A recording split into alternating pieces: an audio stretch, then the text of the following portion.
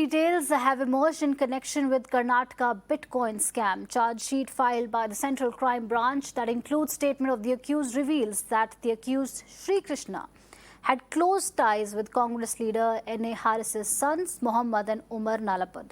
Charge sheet also says that Umar Nalapad also helped Sri Krishna along an accused in the pub brawl case in 2018. Remember, Mohammad Nalapad was arrested in connection with the case for beating up a man in a popular Bengaluru pub. The charge sheet further adds that Umar Nalapad used to meet accused regularly and would trade bitcoins with Sri Krishna.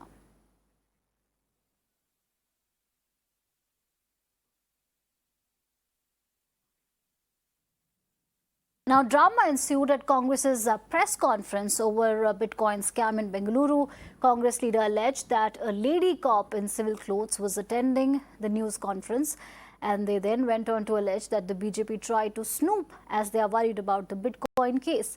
The woman was then forced to walk out of the news briefing by Congress cadre. You need to ask the CM, why in a press conference, why is a plainclothesman coming here from the intelligence department? Sir, if at all there was a transaction between the police account and the hackers, then why the police was quiet so many days? You need to ask them. That's what I'm asking. Why? See, when you have kept, when we got to know now. I mean, as in when we get, that's when we have to speak, right?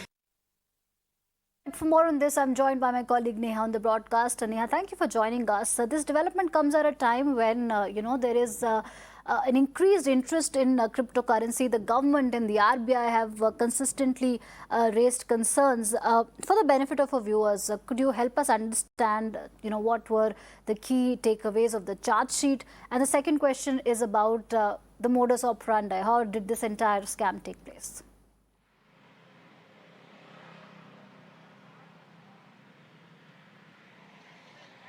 Well, first of all, it's important to remember that this case that got unearthed in November 2020, that's just last year, in fact, has taken the entire state and also, in fact, the central politics by storm. Now, the reason we say this is because, in fact, the charge sheet, has several details that really list out how exactly these frauds were committed, who were the people who were involved, how many accomplices of Sri Krishna, who's the kingpin of the scam, were also involved, how they managed to hack the poker websites, the Bitcoin exchanges, how they then transferred the money from where they bought drugs on the dark web, and which was later again supplied to, the clients as well, to the high-profile clients as well. So there is no doubt that, this person over here in concern, the prime accused over here, the kingpin Sri Krishna, who's the hacker, is a very high-profile person himself who has links to many, high-profile people. And even in this case, one thing that, has been established through the statements of the accused in the charge sheet is that both Mohammad Nalapad as well as Omar Nalapad, both sons of Congress leader N.A. Harris, were close accomplices of Sri Krishna, while one was in fact, booked as the prime accused in a case along with Sri Krishna.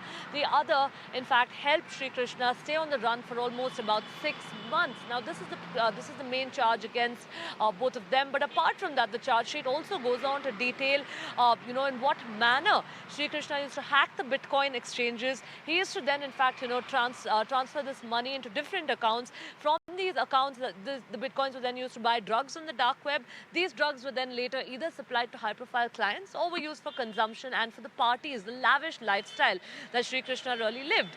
Now, coming to the second aspect of, what you said of the modus operandi, we understand that, Sri Krishna was, in fact, a professional hacker, and all at the age of just 25 years, he used to not only hack poker websites, but he used to also hack Bitcoin exchanges. He would, in fact, manage to break into these exchanges, transfer all of the Bitcoins, even the government website that he hacked into, he managed to transfer, almost about a good 10 crores, what we understand. So he was, in fact, a professional hacker. Along with the accomplices that he had with him, he would visit several top hotels across the city, across the country, and he would always be on the move in order to ensure that the police could never trace his whereabouts. And from these hotels, he would sit for hours together, hack the Bitcoin exchanges, transfer it, in fact, to other accounts. From these accounts, there would, in fact, be drugs that were bought from the dark web, and later these drugs were, in fact, either delivered or they were consumed. Now, following all of this, his accomplices over here, who are in fact, Robin Khandelwal, Sunish, Sujay, Hemant, and also Mohammad Nalpad, all of them too had a role in this, all of which has been detailed out in the charge sheet. The latest coming in on this is the, in fact, press conference that was done by the Congress that points to the lapses that have been committed by the police in the course of the investigation. But one thing, of course, that did leave everybody by surprise over there was the fact that, the Congress has alleged now that the BJP has actually sent in an intelligence officer to the press conference to sort of snoop on them. We did see footage of also, the intelligence officer being escorted out of the Congress office over here. So really now, of course, questions being raised on that. All right, thank you, Neha, for bringing us up to speed with the Bitcoin scam and the developments that are taking place in this story.